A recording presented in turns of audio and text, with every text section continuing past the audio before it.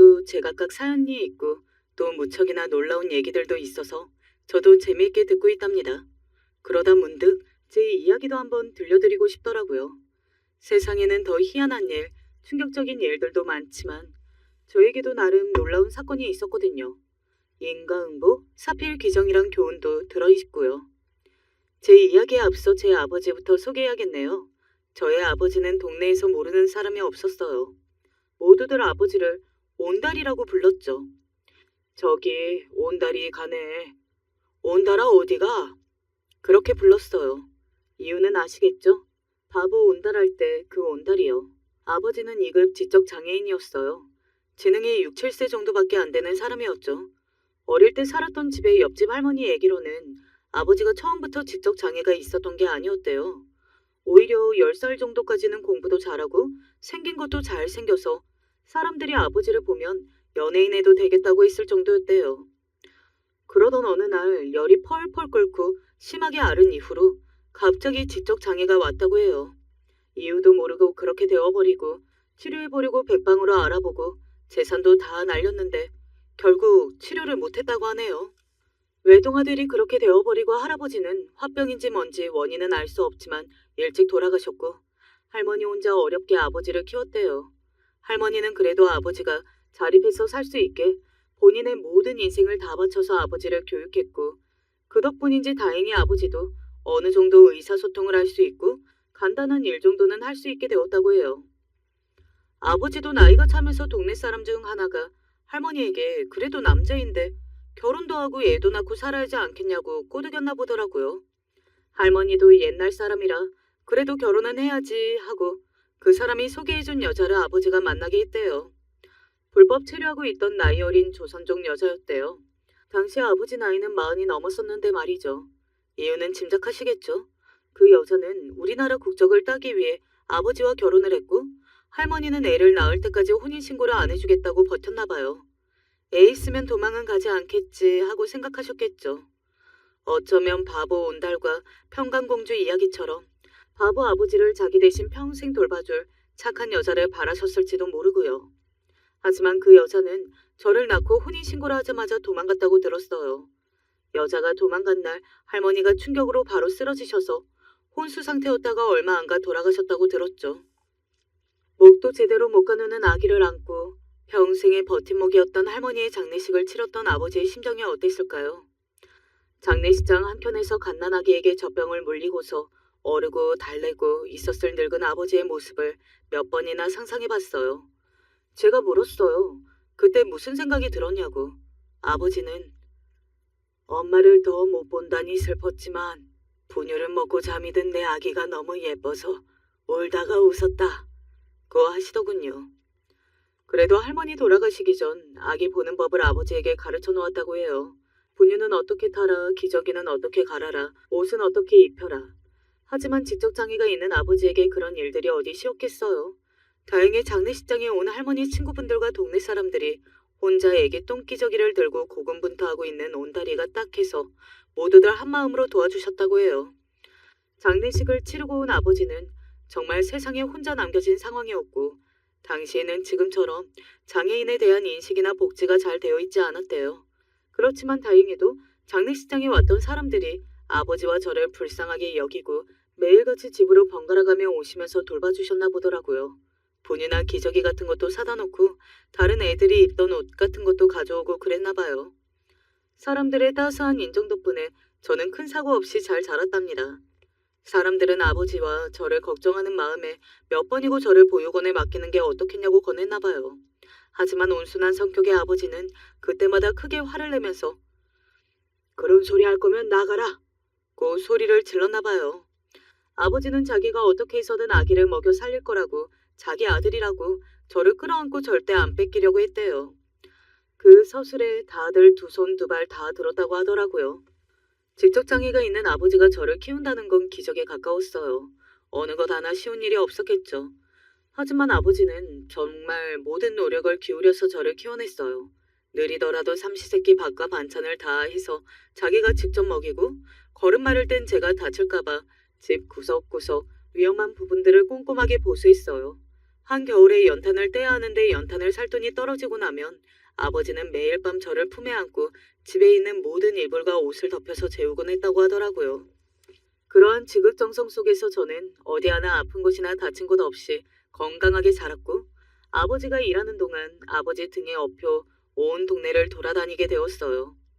아버지는 새벽에 신문 배달부터 시작해 낮에는 고물상에서 일을 돕고서 저녁 늦게 집에 들어오셨고 그동안 봐줄 사람이 없으니 동네 이곳저곳에 저를 맡기고 일을 하셨다고 해요. 어떤 날은 경로당에, 어떤 날은 아는 형님 부동산에, 어떤 날은 할머니 친구분 미용실에 저를 맡겼고 저는 그 덕분에 낯을 하나도 안 가리는 넉살 좋은 아이로 자라났죠. 아버지와 저는 동네에서 온다리와 온다리 아들로 모르는 사람이 없었답니다. 어린 아들들에게는 누구에게나 그렇겠지만 아버지는 어린 시절 저에게 크나큰 기둥이자 버팀목이었어요. 어릴 때는 아버지가 장애가 있다는 것을 인지하지 못했기 때문에 힘도 세고 몸도 탄탄한 아버지가 늘 멋있어 보였죠. 왜 바보 온달도 전장에서 이름을 날린 멋진 장군이잖아요. 하루 종일 동네를 전전하다 일 끝나고 저를 데리러 오는 아버지는 늘 지친 얼굴이었지만 저를 보면 정말 바보처럼 아이처럼 해맑게 활짝 웃었어요. 저는 아무리 졸려도 잠을 참으며 아버지를 끝까지 기다렸고 아버지의 등에 업혀 잠이 들면 밤이 덮인 조용한 골목의 가로등 아래에 지나 저희의 보금자리인 달동네로 돌아오곤 했죠. 생각해보면 그때가 가장 가난하고 힘들었던 시기였을 텐데 저의 기억 속에는 그저 아름답게만 남아있어요. 아마도 그건 아버지의 희생 덕분이겠죠. 아버지 주변에는 좋은 분들이 많았어요. 아버지가 선한 사람이어서 주변에 좋은 분들이 모였고 나쁜 사람들이 알짱거리면 알아서 쫓아내주기도 했죠. 특히 저를 낳고 도망가버린 그 조선족 여자 사건 이후로 더욱 아버지와 저를 보살펴주는 사람들이 많아졌어요. 아버지는 친구들도 몇 명 있었는데 아버지가 동네를 돌아다니면서 자주 만나는 한량들이었어요. 아버지는 그 동네 토박이라 친구들이랑 국민학교부터 지금까지 내내 친했다고 하더라고요.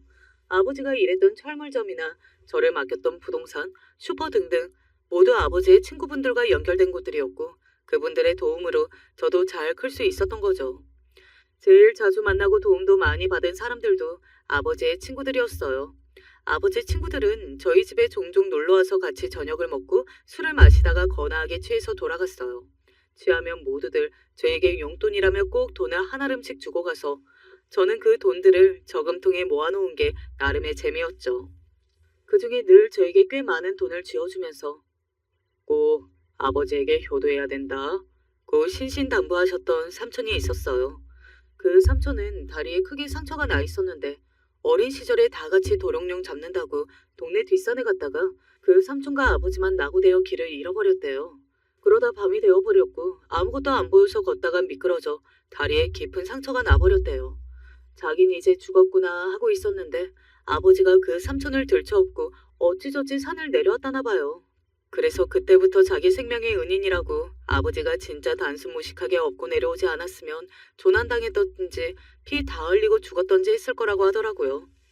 그 어릴 때 삼촌이 해줬던 이야기가 어떻게 기억나냐고요? 몇 년을 술만 취하면 그 얘기를 꺼냈는데 한 100번도 넘게 들었던 것 같아요. 처음에야 우와 하면서 들었지. 나중에는 둘만 낙오됐다고요? 피가 절절 났다고요? 하면서 다 줄줄 외울 지경이었죠. 하지만 그래도 그 삼촌은 꿋꿋이 들어봐 하면서 저를 무릎에 앉혀놓고 끝까지 다 말하고서야 용돈을 주셨어요. 그 삼촌이 가장 용돈을 많이 주었기에 저는 지겨워도 꾹 참고 얘기를 끝까지 다 들을 수밖에 없었고요. 지금 와서 생각해보면 별거 아니지만 즐거운 추억이었던 것 같아요. 사람들의 관심 속에 저는 티 없이 행복하게 잘 자라서 초등학교에 들어가게 되었어요. 초등학교에 들어가고 제 또래의 아이들을 만나고부터는 저는 제 처지를 실감할 수 있게 되었어요. 행복은 상대적인 게 아닌데 어린 마음에 저는 제 옷이 낡았다는 것을 알았고 제 집이 달동네의 끄트머리에 있다는 사실을 알았어요. 그리고 제 아버지가 다른 사람들과 달리 정상적이지 않다는 것도 깨달았고요. 초등학교 저학년에서 고학년으로 넘어가는 시기가 가장 힘들었던 것 같아요. 아이들이 세상의 이치에 대해 깨닫는 시기지만 그걸 받아들일 만큼 지혜가 성숙하지 못한 시기라서 스스럼 없이 저를 놀렸어요. 야, 니네 아빠가 우리 동네 온달이라며? 너 옷에서 냄새나, 저리 가. 너네 아빠 닮아서 너도 바보 아니야? 아이들에게 아기는 없었지만 제 마음의 비수가 꽂는 말들이었어요. 싸우기도 정말 많이 싸웠어요. 제가 물러나면 제 아버지를 욕되게 하는 거라고 생각했거든요. 절대 지고 싶지 않았어요. 아버지는 싸우고 와서 입술에 피가 난 제 얼굴을 어루만지며 싸우지 마 하고 슬퍼하셨어요. 저는 씩씩거리며 아버지 욕하는 녀석들은 가만두지 않을 거야. 하고 울분에 차서 말했고, 그럴 때면 아버지는 내가 바보라 그래 하면서 자책하셨어요. 저도 어린 마음에 한편으로는 왜 나는 아버지가 바보라서 엄마도 도망가 버리고 이런 신세가 되었을까? 하며 아버지를 원망하는 마음도 있었고, 대화도 제대로 안 되는 아버지를 보면 답답할 때가 많았어요. 초등학교에 입학하고 난 후부터 저는 집안일을 다 하면서 서툰 아버지를 도왔고, 덩치가 조금 더 큰 후에는 고물상에 나가 아버지 일도 도와주기도 했죠. 어느 날부터 아버지는 제가 도와줘야 하는 사람이었고, 저는 아버지를 불쌍히 여기면서도 미워하면서도 사랑했어요. 그래서 너무나 괴로웠죠. 고등학생이 되면서 저는 공부한다는 핑계로 집에 잘 들어가지 않았어요. 사춘기에 접어들면서 아버지를 사랑하는 마음보다 미워하는 마음이 더 커졌거든요. 제가 처한 현실이 너무 괴로워서 벗어나고 싶었어요. 그렇다고 나쁜 아이들과 어울려 엇나가고 그런 건 아니었어요. 오히려 철이 일찍 들어서 아무것도 없는 제게 주어진 무기는 공부밖에 없다는 것을 알았거든요. 그래서 죽어라 공부만 했고, 공부한다는 핑계로 친구 집이나 독서실에서 며칠을 지내다 들어가곤 했어요. 아버지가 걱정할 것을 알았지만 그렇게 도망이라도 쳐야 제가 아버지를 미워하지 않을 것 같았거든요. 아버지는 그런 저에게 단 한 번도 아쉬운 소리 하지 않았어요. 오히려 주변 분들이 키워준 은혜도 모른다고 쥐 아빠만 불쌍하다느니 하는 말을 했죠. 아버지는 제가 일주일 이상 집에 안 들어가도 다시 돌아가면 마치 오늘 아침에 나간 아들 마중 나온 것처럼 아들 왔어 하고 환하게 웃어주셨어요. 지능이 6, 7살밖에 되지 않으니 웃음도 그 나이대 아이들처럼 순수했죠. 저는 무뚝뚝하게 말없이 그동안 못했던 집안일이나 하며 아버지에게 툴툴거렸죠. 이렇게 하면 빨래에서 신내 난다고 했잖아. 설거지하고 고무장갑은 말리라고. 안 먹은 반찬은 제때제때 버려야지. 또 상한 거 먹은 거 아니야? 제 잔소리에도 아버지는 뭐가 좋은지 해맑게 웃으며 응, 안 그럴게 만 반복했고, 저는 그런 아버지를 미워할 수 없어서 화가 났어요. 차라리 못돼 처먹어서 술 마시고 자식 패는 아버지였으면 두 말 않고 떠났을 텐데, 이런 아버지 버리면 나만 나쁜 놈 되는 것 같아 떠나지도 못하고 아버지를 보는 게 정말 괴로웠어요. 그래서 다음 날 또 나가버리고 그런 날들이 반복되었죠. 아버지를 그렇게 외롭게 혼자 뒀으면 안 됐는데 제 평생 가장 후회되는 일이었어요. 그날의 일이 잊혀지지가 않아요. 제법 추운 겨울날 한 해가 가는 아쉬움과 다음 해가 오는 희망이 뒤섞인 시기였죠. 학교 끝나고 친구랑 도서관에서 공부하는데 모르는 번호로 전화가 왔어요. 원래 모르는 번호는 잘 받지 않는데 그날은 그냥 왠지 받고 싶더라고요. 그래서 전화를 받았어요.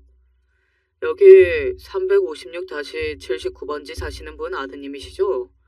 아버님이 연탄가스를 마시고 위독해서 응급실로 가는 중입니다. 옆에서 옆집 할머니의 울음 섞인 소리가 났어요. 아이고 이놈아, 네 아버지 지금 죽는다. 빨리 와라. 무슨 정신으로 도서관에서 병원까지 갔는지 기억이 나지 않아요. 친구가 제 옆에 있어줬는데 몇 걸음 가다 주저앉고 또 가다가 주저앉으면서 병원까지 갔다고 해요. 친구가 없었으면 병원에 도착도 못했을지 몰라요. 병원에 최대한 빨리 갔지만 아버지는 일산화탄소 중독으로 이미 사망하신 상태였어요.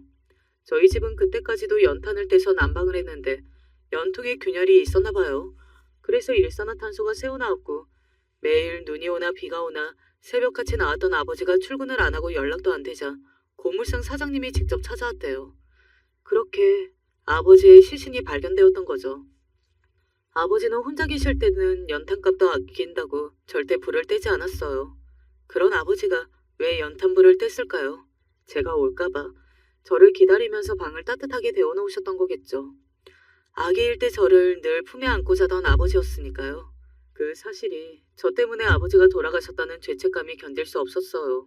병원 영안실에서 오랜만에 아버지 얼굴을 마주했어요. 일산화탄소 중독으로 사망하면 잠들듯 편하게 사망한다고 하잖아요. 아버지는 고물상 일이 힘들었던 날 깊이 잠들었던 것처럼 평안하게 잠들어 있었던 것 같아요. 금방이라도 깨어나서 우리 아들 이쁘다 할 것 같았죠. 아버지, 저 왔어요. 눈 좀 떠봐요. 일 힘들었어요? 내가 도와줄걸. 바보같이 힘들다는 말도 못하고. 이제 일어나 봐요. 같이 밥 먹어요. 내가 얼른 쌀 안 칠게요. 따뜻하게 밥도 같이 먹고 잠도 같이 자요. 아버지가 나 아기 때 품에 안고 잤었잖아요. 이젠 내가 안아줄게요. 아버지 안아줄 만큼 나 키 컸잖아요. 그러니까 일어나서 집에 가요, 아버지. 아무리 이야기해도 후회해도 아버지에게 닿을 수 없는 말들이었죠. 깡마르고 조그마한 아버지 몸에는 아무것도 남은 게 없었고 팔에 알 수 없는 싸구려 금팔찌가 있었어요. 언제부터 하고 있었던 건지 할머니의 유품인지 엄마와의 결혼 예물인지 알 수 없었어요. 무엇이든 상관없었어요. 아버지를 기억할 물건이라면 무엇이든지. 저는 그 팔찌를 소중히 제 팔에 차고 그 팔찌가 아버지인 것 마냥 계속 만지작거렸어요. 아버지 장례식장에 상주로 서 있는데 무슨 정신으로 있었는지 모르겠어요. 하루가 1년 같았어요.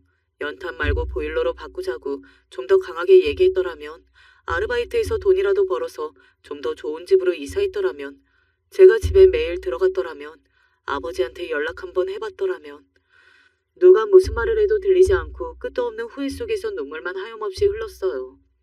발인 전까지 아버지 친구들과 제 친구들까지 계속 가족처럼 자리를 지켜주었어요. 하지만 장례식장에서 있었던 일들은 아무것도 기억나지 않았어요. 사실 그 후로 한두 달 정도는 잘 기억나지 않아요. 그만큼 저도 충격이 컸던 것 같아요. 단편적으로 기억나는 건 화장장에서 들어가는 아버지의 관, 한줌에 제가 된 아버지, 장례를 치른 후 혼자 들어온 집에 싸늘한 공기, 밥솥에 한가득한 밥과 제가 좋아했던 아버지의 시큼한 김치볶음. 아버지의 장례식 후 저는 최대한 빨리 제가 살던 달동네에서 벗어나고 싶은 마음뿐이었어요. 저 때문에 아버지가 돌아가셨다는 죄책감과 그곳에 있었던 아버지와의 추억들이 떠올라 견디기 힘들었거든요. 아버지 친구분들과 동네 사람들이 도움이 필요하면 언제든 도와주겠다고 하셨지만 저는 아무도 모르는 곳으로 도망치고 싶었어요. 어찌저찌 집을 팔고 아버지가 모아놓았던 얼마 안 되는 돈을 들고서 무작정 서울역으로 갔어요. 오갈 데 없고 뭘 해야 할지 막막하더라고요. 무료 급식소에서 밥을 먹고 지하철 역사에서 웅크리고 자고 그렇게 한동안 노숙자처럼 지냈어요. 정말 모든 삶의 의욕을 잃었고 죽어도 상관없다는 생각뿐이었어요. 아빠를 단 한 번이라도 만나서 미안했어요, 아버지 하고 말하고 싶었죠. 그러다 어느 날 정신이 좀 이상한 다른 노숙자가 저에게 오더니 이쁘다 하더라고요. 제가 놀라서 예? 하고 돌아봤더니 지나가는 사람들 아무에게나 다 이쁘다 하고 다니고 있더라고요. 저는 그때 망치로 머리를 맞은 것 같은 느낌이 들었어요. 저에게 언제나 이쁜 아들, 이쁘다 했던 아버지가 떠올랐거든요. 아버지가 지금 이렇게 살고 있는 저를 보면 어떻게 생각하실까 하는 생각이 들었어요. 제가 공부 열심히 해서 반에서 1, 2등 하면 우리 아들이 최고다 하며 아이처럼 펄쩍펄쩍 뛰던 아버지였는데 제가 이런 꼴로 살고 있는 것을 보면 슬픈 얼굴을 할 것 같다는 생각이 들었죠. 저는 그 길로 그 근처에 있는 고등학교에 무작정 들어가서 아무 선생님이나 붙잡고 제 사정을 얘기했어요. 다행히 제 사정을 들어주시는 분은 좋은 선생님이셨고 그 학교로 전학 절차를 밟게 해주셨어요. 그리고 근처에 있는 보육원을 알아봐 주시고 졸업할 때까지 지낼 수 있게 해주셨죠. 저는 그렇게 제 과거를 아무도 모르는 곳에서 다시 새 삶을 살기 시작했어요. 예전에도 그랬지만 저에게는 공부 말고는 남은 게 없다고 생각했어요. 다행히 성적이 제법 좋게 나왔고 소년 소녀가장 특별 전형으로 이름 있는 좋은 대학교에 합격할 수 있었죠. 대학교에 입학하는 날 아버지가 왜 그리 보고 싶던지 아버지가 계셨더라면 너무나 좋아하셨을 텐데 꽃다발 들고 축하받는 동기들이 그렇게 부러울 수가 없더라고요. 대학 입학에 대한 기쁨도 잠시, 저는 전액 장학금이 필요했기 때문에 흔히 말하는 대학생활 같은 걸 누릴 새도 없이 성적에만 집중했어요. 남들은 즐기면서 대학생활을 했지만 저는 절박하게 공부만 했죠. 처음에는 술 마시자고 불러내던 동기들이 제가 매일 공부한다고 나오지라 않으니 점점 멀어지더라고요.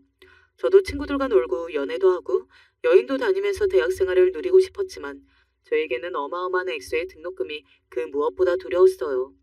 보육원에서 나오면서 받은 지원금과 아버지가 남긴 유산으로 제 몸 하나 건사할 정도의 집을 얻을 수 있었고 생활비는 틈틈이 과외를 하면서 충당했어요. 대학교가 이름이 있다 보니 과외로 그나마 높은 수입을 낼 수 있었고요. 제가 할 수 있는 것이 공부밖에 없다는 제 판단이 맞았던 거죠. 군대에서 전역하고 나서는 저도 조금 대학 생활을 즐기고 싶더라고요.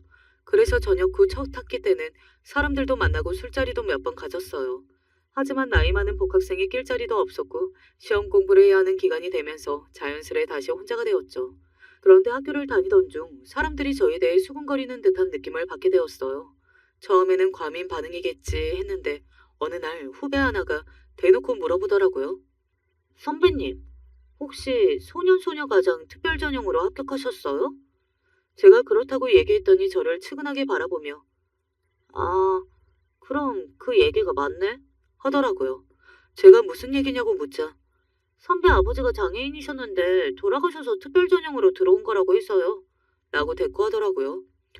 제가 성적도 되지 않은데 가정 형편 때문에 특별전형으로 들어왔다는 일종의 반칙을 했다는 소문이 돌고 있었던 거예요. 게다가 제 아버지가 직접 장애인이었다는 소문까지 더해져서 제가 머리가 좋을 리 없는데 이 좋은 학교에 들어온 것은 순전히 그 전형 덕분이었다는 거겠죠. 제가 늘 과에서 탑을 먹으니 저를 시기 질투하는 사람들이 있었고 그런 식으로 저를 흠집내고 다녔던 거예요. 그리고 제가 고아에 가난해서 그렇게 성적에 목을 매는 거라고 제가 성적이 좋은 이유는 집안이 부유하지 못해서라고 잘 사는 그들에게 비웃음을 사고 있었더라고요. 저는 제욕이면 상관없었지만 제 아버지까지 들먹이며 제 뒷담화를 하고 헛소문을 지어낸 사람이 누군지 찾아내 사과를 받고 싶었어요.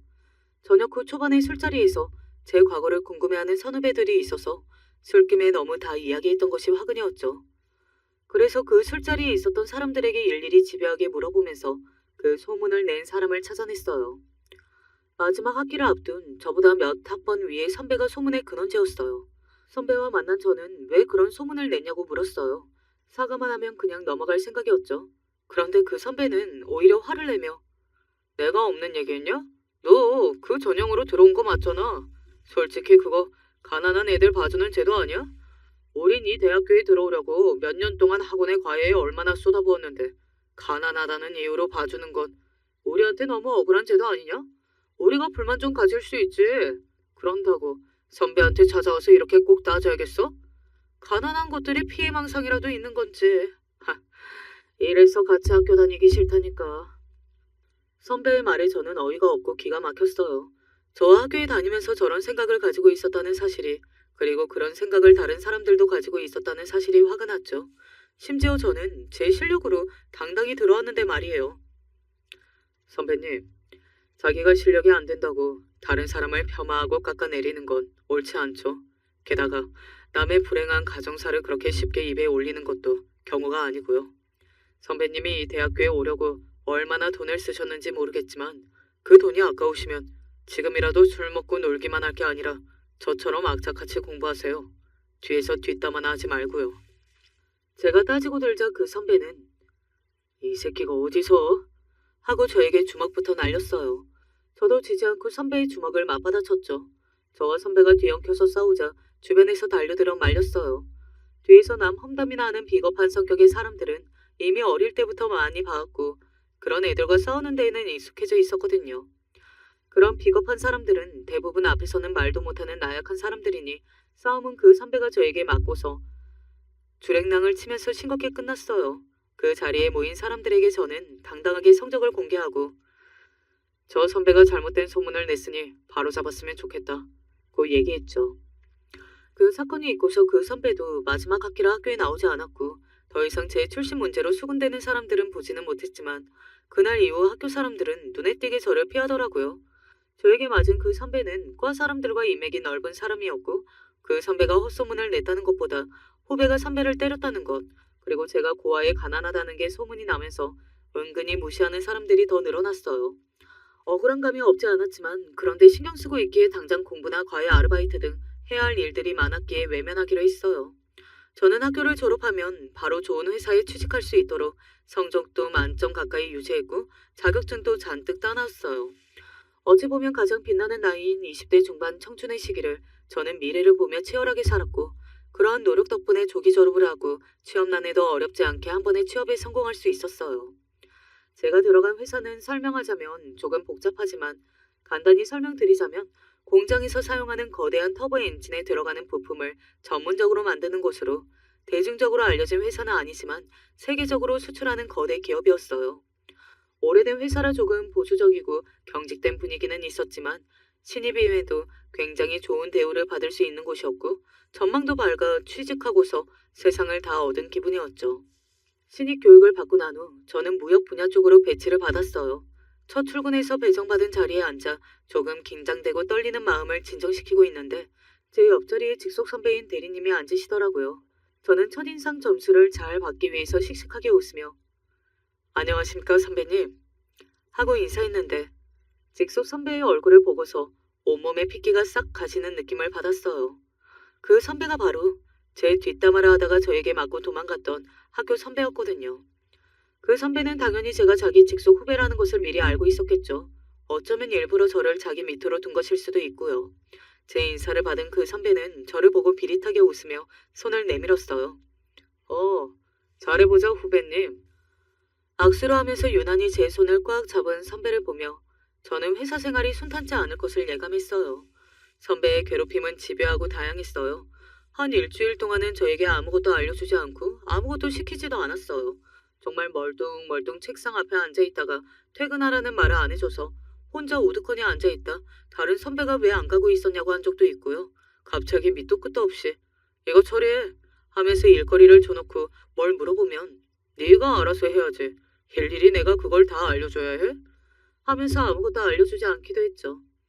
어떻게 눈치껏 요령껏 일을 처리해서 가져가면 보지도 않고 다시 해와 하고 며칠 밤새 정리한 서류를 던져버리기도 했어요.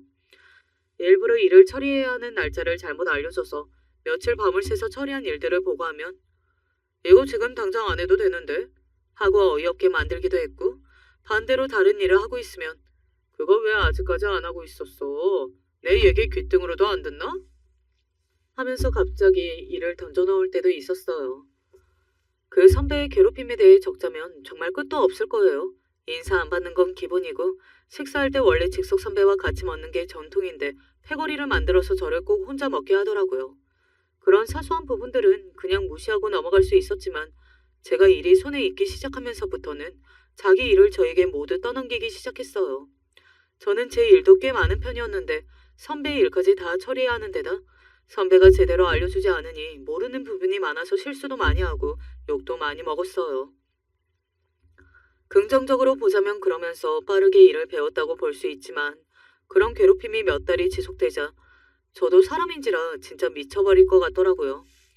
그래, 어디 네가 이기나 내가 이기나 해보자 하고 속으로 이를 갈다가도 멱살을 잡고 그냥 내가 마음에 안 들면 안 된다고 하고 속 시원하게 때리고 끝내라 하고 싶기도 하고 하루에도 감정이 수십 번씩 롤러코스터처럼 요동치더라고요. 게다가 그 선배는 학교 다닐 때와 똑같이 뒤에서 저에 대한 헛소문과 험담을 엄청나게 퍼뜨리고 다녔어요. 흡연실을 지나가다 들은 얘기였는데 그 신입사원 말이야. 학교 다닐 때 선배를 주먹으로 팼대. 어릴 때 기초수급자여서 무슨 불우이웃 전형인가? 그런 걸로 운 좋게 대학에 입학했는데 화가 나면 주먹부터 나가고 못 배운 티가 난다고 하더라고. 이 대리님 성격 되게 좋잖아. 근데 그 신입사원 때문에 완전 힘들어한대.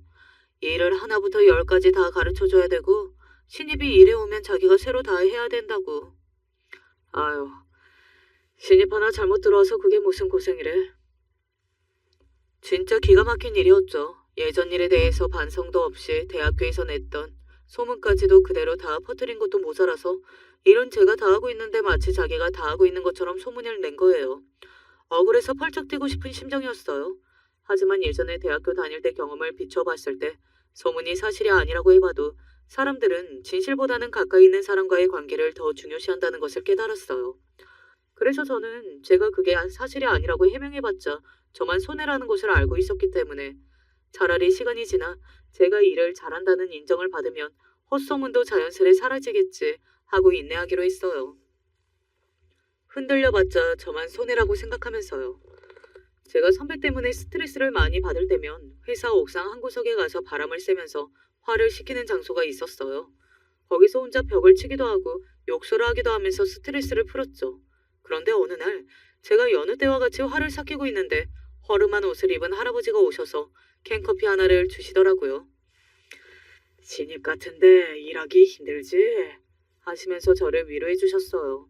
저는 감사합니다 하고 캔커피를 받아들었고 뭐가 그리 힘드냐는 할아버지의 말씀에 참고 있던 회사 선배에 대한 얘기를 다 해버렸어요. 할아버지는 한번 틀어진 관계를 바로잡기는 힘들지.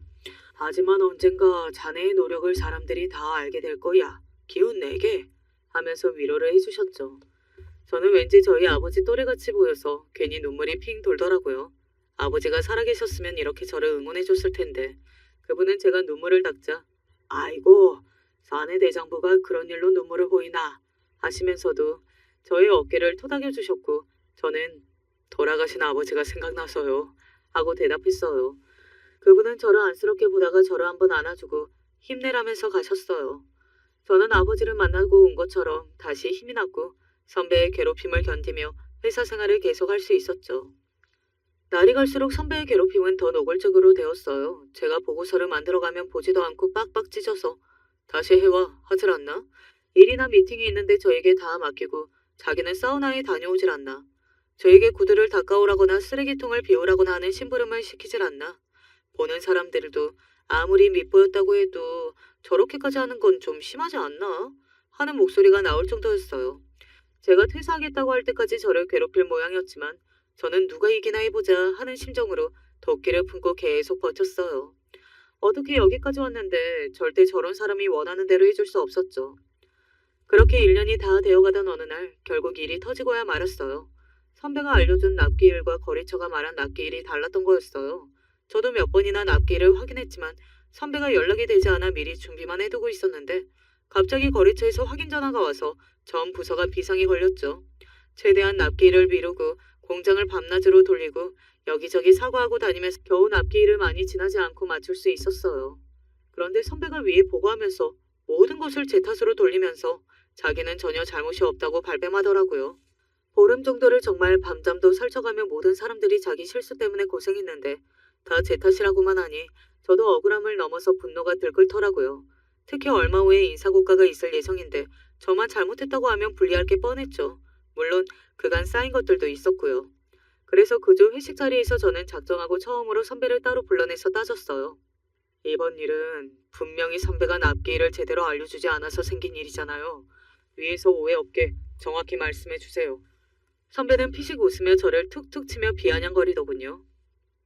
넌 여전히 싸가지가 없구나. 야, 내가 납기일을 잘못 알려줬어도 네가 확인을 잘했어야지. 지가 잘못해놓고 왜 남 탓이야? 제가 계속 납기일 맞냐고 여러 번 확인했는데 선배님이 맞다고 하셨고 선배님 거래처라면서 저한테는 거래처랑 직접적으로 연락 못하게 하셨잖아요. 이건 명백히 선배님이 잘못한 건데 그럼에도 불구하고 제가 공동으로 책임지고 해결한 거잖아요. 적반하장도 유분수지. 적반하장? 100번 양보해서 내 잘못이라고 해도 뭐 어쩌라고. 내가 잘못했습니다 하고 위에다 말하면 내가 무슨 불이익이 있을 것 같지? 넌 그걸 원하는 거지? 야, 나 우리 회사 제일 큰 거래처 사장 아들이야. 이 회사에서 날 어쩌지 못해? 그건 몰랐지? 이게 오냐오냐 봐줬더니 주제를 모르고 말이야. 어디 거지 새끼가 여기까지 기어들어와서 맘먹으려고 씨. 아, 그동안의 의문이 모두 풀리더라고요. 늘 일도 제대로 안 하고 근태도 안 좋고 그럼에도 불구하고 회사 사람들이 다들 그 선배 편을 들어줬던 이유가 있었던 거죠. 회사에서도 거래처 사장 아들을 어쩌지는 못하니 슬슬 눈치만 보고 있었던 거고요. 넌 내가 책임지고 자른다. 어디 언제까지 버티나 보자. 선배는 제 뺨을 툭툭 치고 비웃으며 들어가 버렸어요. 진짜 온갖 것들을 다 버텨냈지만 그때 가장 퇴사하고 싶더라고요. 내가 아무리 아등바등해도 돈이나 출신 뒷배경 같은 걸 넘어설 수 없구나 하는 패배감과 무력감이 저를 짓눌렸어요. 제가 죽어라 노력해서 온 이 자리가 저 사람 같은 사람에게는 너무나 쉽게 얻을 수 있는 자리라는 게 참 씁쓸했고 제가 아무리 버텨내도 저 사람이 회사에 있는 한 더 좋은 미래를 꿈꿀 수는 없겠다는 생각이 들었죠. 그날 이후에도 여전히 선배의 괴롭힘은 지속되었고 저의 인내심은 한계가 다다랐어요. 제 일도 많은데 선배 일까지 다 처리해야 하니 매일같이 야근을 해야 했고 건강도 상하는 느낌이 들었어요. 이러다가는 제명에 못 죽겠다. 눈 딱 감고 그냥 받아버리고 사표를 써버릴까? 하루에도 몇십 번 상상했죠. 그럴 때마다 아버지를 떠올렸어요. 아버지는 이보다 더 힘든 세월을 참고 견뎠는데 비가 오나 눈이 오나 새벽같이 나가 그 힘든 고물상 일을 매일같이 했는데 사람들에게 바보 온달이라고 불리면서도 늘 웃음을 잃지 않았는데 그에 비하면 제가 겪는 일은 배부른 소리였죠. 아버지가 늘 차고 다니시던 팔찌를 부적처럼 어루만지면서 힘을 내기 위해 노력했어요. 그렇게 1년 정도를 겨우 버티고 회사에서 한 해를 마무리하며 송년회를 열었어요. 각 부서들과 거래처 사람들까지 모두 한자리에 모이는 거국적인 행사였죠. 저는 외톨이처럼 혼자 구석에서 조용히 서 있었어요. 혼자 그렇게 계속 있자니 너무 무안했고 빨리 끝나기만을 바라고 있었죠. 그런 제 옆에 아주 예전에 옥상에서 한번 뵌 적이 있는 할아버지가 오셨어요. 여전히 허름한 옷을 입고 계시더라고요. 저는 반갑게 안녕하세요 하고 인사를 했고 할아버지는 여전히 선배랑 사이가 안 좋나? 하고 물어보시더군요. 저는 네. 하지만 시간이 지나면 나아지겠죠. 벌써 입사한 지 1년이나 됐잖아요. 내년에는 제 진가를 사람들이 알아볼 거예요. 하고 대답했고 할아버지는 빙긋 웃더니 다른 곳으로 가시더라고요. 차림새를 보아 직원은 아닌 것 같고 청소하시는 분인가 했어요. 송년회에 청소하는 분도 초대하다니 사람을 잘 챙기는 회사구나 하고 생각하고 말았죠. 형식적인 송년회 프로그램이 지나가고 회사 임원들의 송년 인사 시간이 되었어요. 다들 비슷한 말을 어찌나 길게 하시는지 듣고 있던 사원들은 거의 졸기 일보 직전이었죠. 저도 마찬가지로 지루함에 잠을 깨기 위해 사투를 벌이고 있었는데 마지막에 회장님이 단상 앞으로 나오시는 것을 보고 저는 꿈인가? 하고 회장님을 자세히 보았어요. 아무리 봐도 아까 저에게 말을 걸었던 청소부 할아버지처럼 생겼더라고요. 사원 여러분, 처음 뵙겠습니다.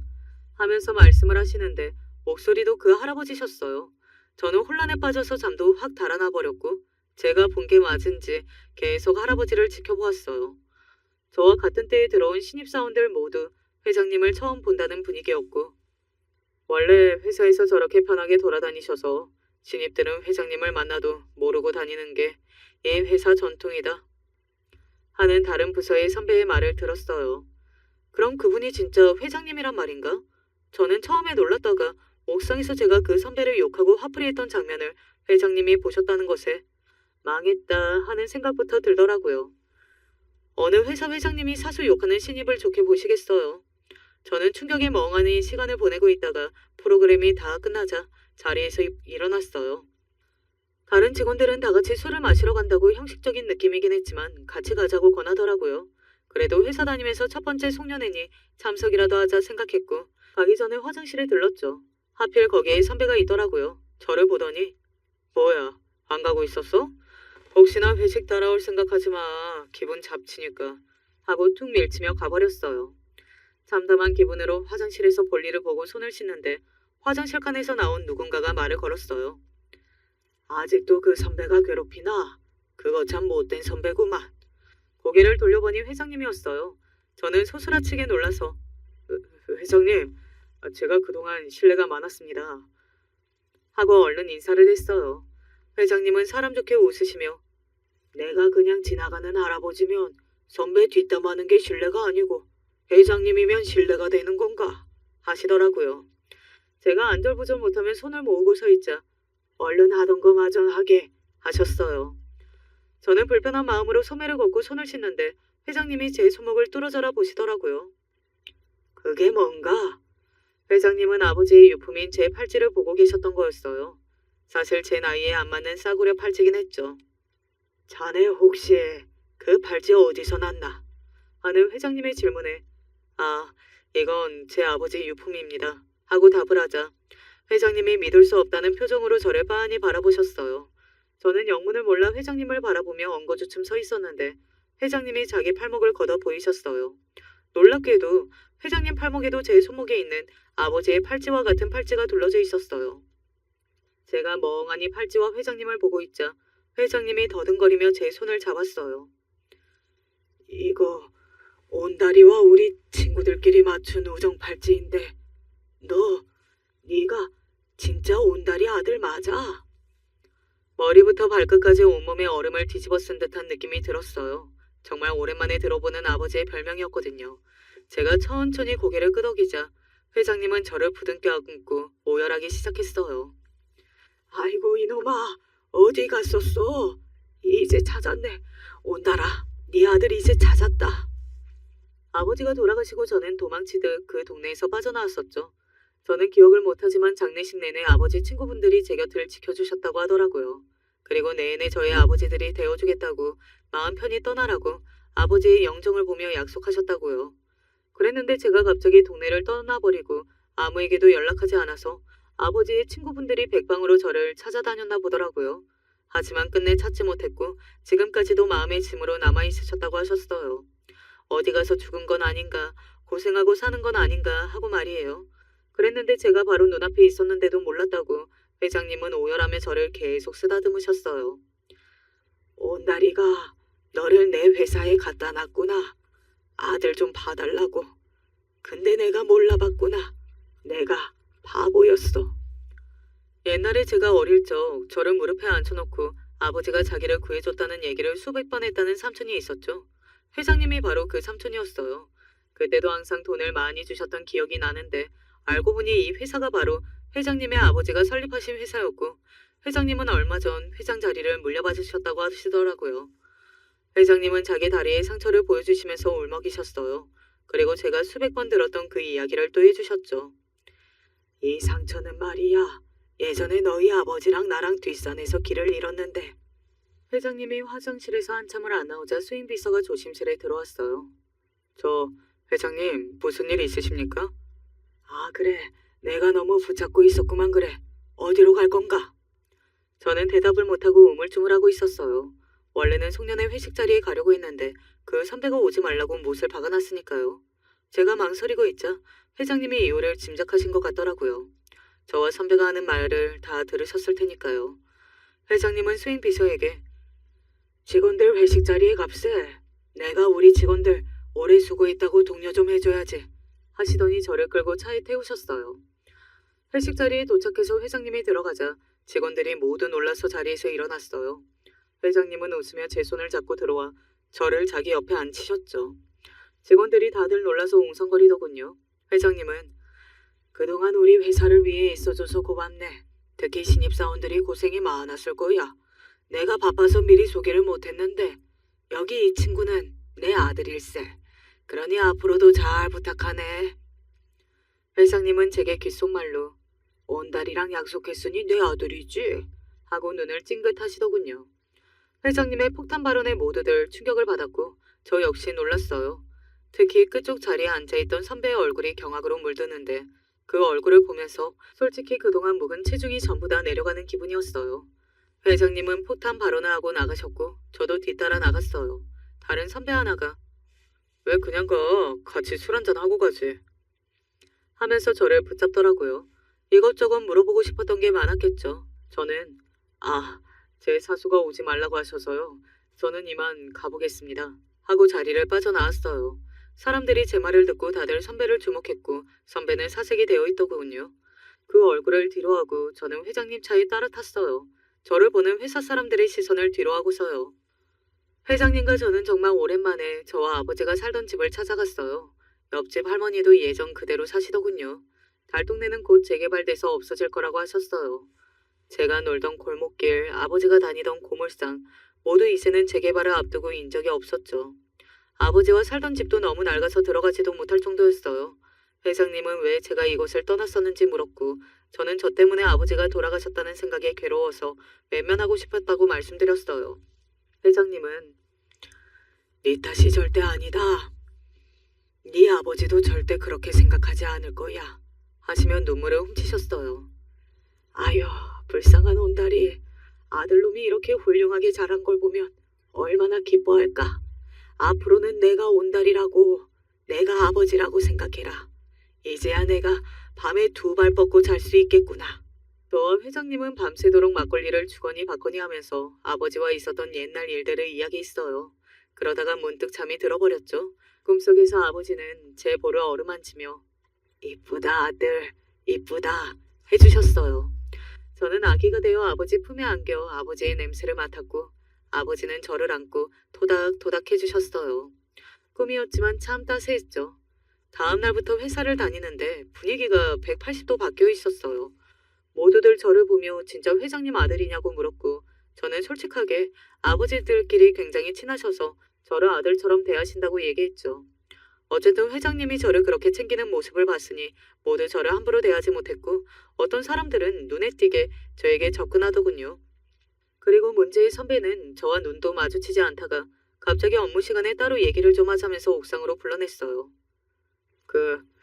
우리 사이에 뭐 일이 좀 많았던 건 사실인데 이제 곧 새해이기도 하고 지난 일은 있고 앞으로 깔끔하게 지내자고. 이제야 그런 말을 하는 것이 오히려 더 괘씸하더군요. 그리고 사과 한마디 없는 것도요. 네, 그럼 지난 일도 깔끔하게 정리해야죠. 선배님이 실수하신 것들은 다 팀장님께 보고하겠습니다. 그래야 앞으로도 깔끔하게 지낼 수 있을 것 같네요. 괜찮으시죠? 선배는 아무 말도 못하더라고요. 뒷배가 없어서 참 서러웠는데 갑자기 엄청난 뒷배가 생기니 나쁘지 않더라고요. 저는 팀장님께 그동안 있었던 일들을 다 이야기했어요. 주변 직원들도 증인으로 서줬고요.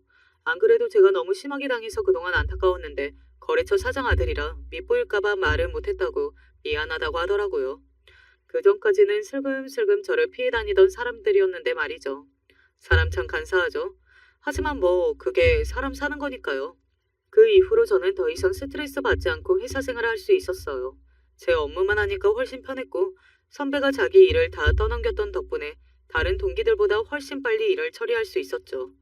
그 선배는 인사고과에서 좋지 않은 점수를 받아서 다른 부서로 이동했고 거기서도 일을 잘 못해서 곧 퇴사했다고 들었어요. 끝까지 저에게 사과 한마디 없었지만 결국 버틴 건 저니까 굳이 사과를 들을 필요도 없다고 생각이 들더라고요. 회장님은 이후 종종 저희 집까지 찾아오셔서 저를 아들처럼 챙기셨고 심지어는 자기 딸과 만나보라고 중매까지 서셨어요. 하도 만나만 보라는 회장님 서술에 정식으로 소개를 받았는데 의외로 서로 잘 통해서 연애를 하고 결혼까지 하게 되었죠. 처음에 제가 이 채널을 와이프를 통해서 알게 되었다고 했죠. 지금 제 옆에 있는 와이프가 바로 회장님의 따님이랍니다. 결혼할 때 특별히 아버지와 회장님의 우정 팔찌를 예물로 주고받아서 이제는 저와 와이프의 커플 팔찌가 되었죠. 회장님은 이제 장인어른이 되었어요. 장인어른은 저와 단둘이 술도 마시고 낚시도 다니고 캠핑도 다니는 걸 좋아하세요. 저와 장인어른이 너무 자주 붙어 다니니 와이프가 불만을 가질 정도예요. 장인어른은 저를 아들처럼 많이 아껴주시고 저도 아버지처럼 장인어른을 따르고 있죠. 아버지 기일에는 꼭 다 같이 제사도 지내고요. 가끔 생각해요. 아버지가 살아계셨더라면 제가 이렇게 행복하게 살고 있는 모습을 보셨더라면 얼마나 좋아하셨을까. 손주들 보시면 얼마나 이뻐하셨을까. 저를 그렇게 키우셨던 것처럼 손주들도 품에 안고 자고 업고 다니고 하셨을 텐데. 먼 훗날 하늘에서 아버지를 만난다면 그때는 제가 아버지를 따뜻하게 안아드리고 싶어요. 그리고 꼭 말씀드리고 싶어요. 아버지, 정말 감사했어요. 그리고 사랑해요. 라고요. 남편이 저를 두고 너무 일찍 혼자 죽어서 여자 홀몸으로 큰아들 하나와 작은아들 하나를 키웠습니다. 허리가 휠 정도로 일했고 여자로서의 제 삶은 아예 없다시피 한 것이나 다름없습니다. 가끔은 왜 그렇게 남편이 일찍 죽었는지 의미 없는 원망을 한 적도 많습니다. 만약에 남편만 제대로 살아있었으면 내가 힘들 때 힘들더라도 이렇게까지 어렵게 살진 않았을 텐데. 그래도 저에게는 이미 자식이 2명이나 있었기 때문에 그 이상으로 좌절할 수는 없었습니다. 엄마! 나 이거 장난감 사주면 안 돼요? 다른 집 애들은 다 갖고 있단 말이에요. 그래, 알겠어. 엄마가 월급 타면 사줄게. 아싸, 알겠어요, 엄마. 엄마, 나도 옷 사주면 안 돼요? 형만 사주는 법이 어딨어요? 나도 사줘요. 나도 새 옷 갖고 싶어요. 그래, 녀석들아. 알겠다. 보채지 말아라. 저만 바라보는 보낸 아이들을 보면 애들 대학 보내고 취직할 때까지는 내가 부모로서 제대로 뒷바라지 해야겠다고 생각하고 정말 앞으로 내 인생은 없다. 무조건 아들 녀석들의 인생만 있는 거다. 라고 생각하고 열심히 일했습니다. 주방일은 물론이고 청소에 남의 집 종살이까지 안 해본 일이 없었습니다. 그렇게라도 하지 않으면 절대로 아이들을 키울 수 없는 상황이었기 때문입니다. 젊은 나이부터 참 별의별 일들도 많이 겪고 울기도 정말 많이 울어서 눈이 붓지 않는 날이 없었던 때도 있었지만 한 해에 한 해 가면서 아이 둘이 커가는 것을 볼수록 후회란 없었습니다. 특히나 첫째 아들, 둘째 아들 모두 제가 이렇게까지 고생하는 것을 잘 알고 있어서 엄마, 제가 안마해드릴까요? 라며 여느 아들들 같지 않게 살갑게 애교를 떨기도 했습니다. 그런 모습을 보는데 어떻게 엄마로서 제대로 살아야겠다는 의지가 들지 않을 수 있겠습니까? 아무리 힘들어도 아들들 커가는 걸 보면 그 힘든 것조차 저에겐 기쁨이었습니다. 그 중에서도 첫째 아들은 학교에서 공부하면 그 누구보다 잘하기로 소문이 날 정도의 수재였습니다. 가끔 학부모 상담으로 학교에 찾아가면 선생님들은 하나같이 입을 모아서 저희 첫째 아들은 솔직히 이런 데서 공부할 인재가 아닌 것 같다. 어디 영재원이라도 들어가야 하는 거 아니냐며 칭찬 일색이었습니다. 어머니, 우리 진성이는 타고난 부분이 있어요. 한번 암기한 건 잊어먹는 법이 없고 이해력도 굉장히 빨라요. 여기서 공부하기엔 아까운 아이예요. 정말요? 네, 어머니. 정말 뛰어난 아이라고밖에 설명을 못 드리겠네요. 아무것도 모르는 까막눈인 제가 봐도 아들은 학교 성적도 잘 받아오고 평소 어렸을 때부터 질문하는 것을 들으면 그 나이대의 애들은 할 만한 질문을 안 하고 어디 어른들이나 할 법한 질문을 해서 저를 놀라게 한 적도 있습니다. 계속해서 그런 광경만 봐오다 보니까 솔직한 심정으로 첫째 아들한테 많은 기대를 하게 되더라고요. 물론 둘째도 공부를 못하는 것은 아니었습니다. 그래서 둘을 차별하거나 하는 건 결코 없었습니다. 하지만 마음이란 게 어쩔 수 없지 않나요? 언젠가 큰아들이 커서 취직을 할 때가 된다면 대기업도 어렵지 않게 들어갈 거라고 생각했습니다. 실제로 첫째 아들은 대학도 좋은 곳에 갔고 나중에 졸업하고 취직할 때가 돼서 정말 이름만 대면 모두가 알만한 큰 대기업에 들어가게 되었습니다. 어찌나 장하고 기특하던지. 역시 내 아들이야. 너무 고생했다. 너무 고생했어. 엄마는 이제 죽어도 여한이 없다. 고맙다 진성아. 수고했어. 첫째 아들이 대기업에 취직했다고 알린 날, 그날 평소 첫째 아들이 좋아하는 음식들을 잔뜩 차려놓고 파티 아닌 파티를 했습니다.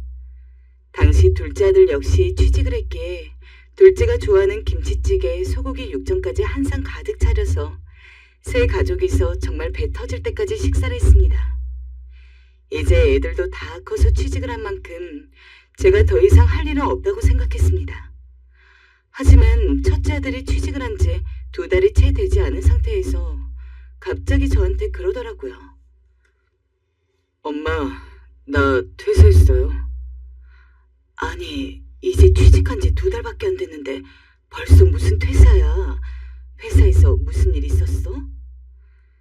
그런 건 아니고요. 사실 취직 준비할 때부터 제 사업을 하고 싶었는데 아니나 다를까 취직해서 일을 보니까 일이 저랑 잘 안 맞더라고요. 그래도 그렇지. 다른 곳도 아니고 대기업인데 힘들게 들어가서는 어떻게 2달 만에. 아무튼 그래서 말인데요. 부탁할 게 있어서 왔어요.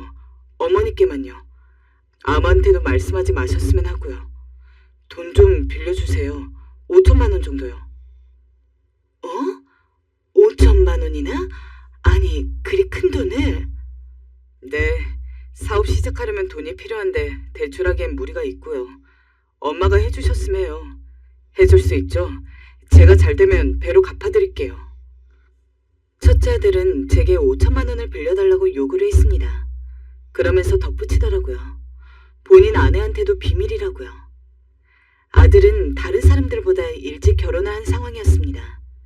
며느리를 본 적이 많이 없었지만 사업 같은 큰일을 준비할 거면 제가 본 며느리 성격상 꼼꼼하고 야물딱져서 도움이 될 것 같은데 지 와이프한테도 비밀이라니까 저는 걱정이 되었습니다. 그래도 다른 것도 아니고 사업인데 그거는 며느리한테 이야기를 해야 하지 않겠니? 하지만 아들 말로는 며느리가 사업하는 것을 별로 좋아하지 않는다고 하더라고요. 그래서 하는 수 없이 저한테만 이야기를 하는 거라고. 며느리를 속이는 것 같아서 조금 마음에 걸리기는 했지만 어차피 제 돈을 빌려주는 거니까 큰 상관이 없을 거라고 생각하고 알았다고 했습니다.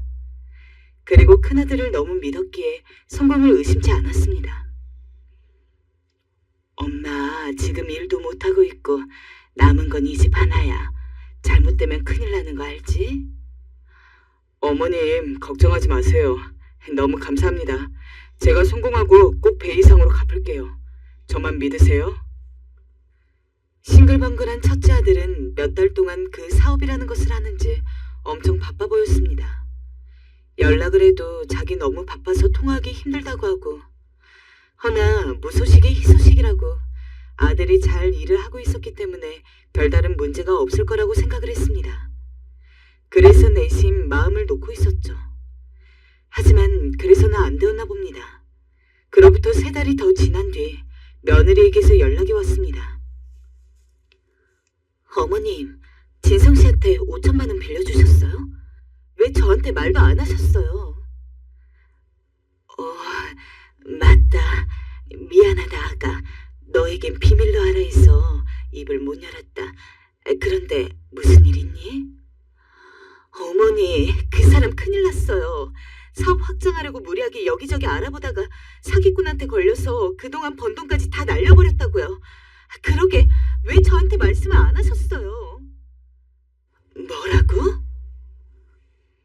너무나 충격을 받았습니다. 아들이 망한 것도 망한 거지만 저도 집을 담보로 해서 대출을 해준 거였기 때문에 그 돈을 갚지를 못해서 당장 밖으로 나앉을 상황이었습니다. 제가 돈벌이도 없을 뿐더러 이자도 아들이 내주고 있었거든요. 저도 저지만 아들도 걱정이 되고 앞길이 너무 막막하게 느껴졌어요. 그럼 1억 어쩌면 좋니?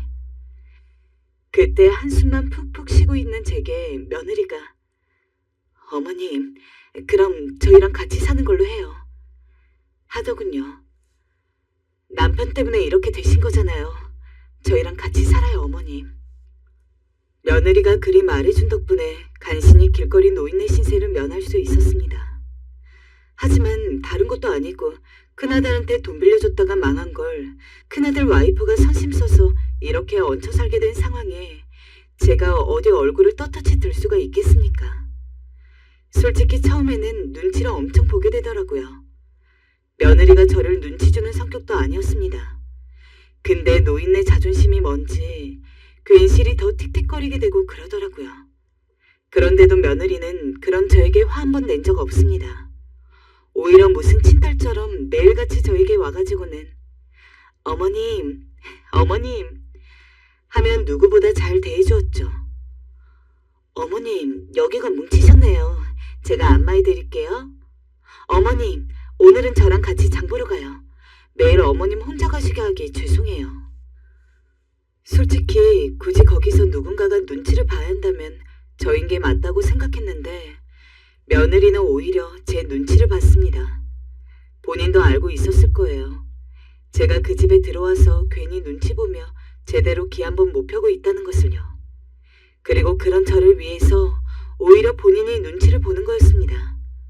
며느리가 그렇게 알뜰살뜰하게 나오는데 아무리 제가 꼬장꼬장한 시어머니라고 하더라도 마음이 풀릴 수밖에 없었습니다.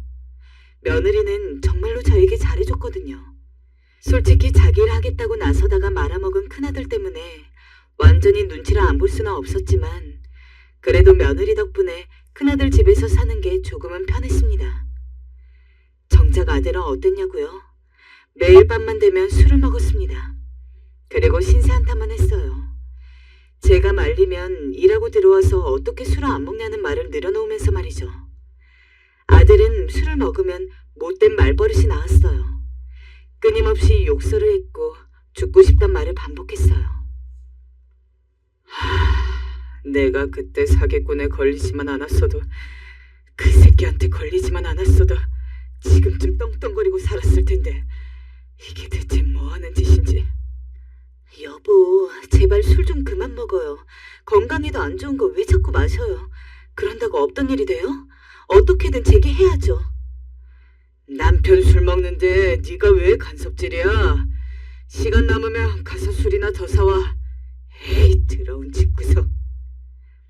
얘야, 수진이한테 그게 무슨 말버릇이니? 내가 봐도 너 지금 술을 너무 많이 마신다. 그러다 병나 이놈아. 가족이 걱정하면 그만할 줄도 알아야지. 언제까지 이럴 거야? 엄마 속 터져 죽는 걸 보고 싶은 게냐? 옆에서 보고 있기 참으로 괴로웠습니다. 며느리나 아들을 말렸지만 아들은 계속해서 술을 마시러 밖으로 나돌았고, 저는 옆에서 말린답시고 말리지만 아들에겐 힘이 없었죠. 허나 그럼에도 불구하고 며느린 저한테 잘했어요. 제가 만약에 며느리였으면 자기 허락도 없이 몰래 사고친 남편 엄마는 꼴도 보기 싫었을 것 같은데, 저는 정말 며느리 덕분에 젊을 적에도 못해봤던 나들이를 수없이 했어요. 제가 평소 단 것은 안 좋아하지만 주전부리 먹는 것을 즐기는데, 며느리가 자기가 평소 가는 가게에 제가 좋아할 법한 것이 있다면서 제 팔짱을 끼고 데려가기도 하고, 어느 날은 본인이 그걸 사왔다면서 저한테 슬쩍 선물이라고 주기도 했습니다. 어머님, 맛이 어떠세요? 괜찮구나.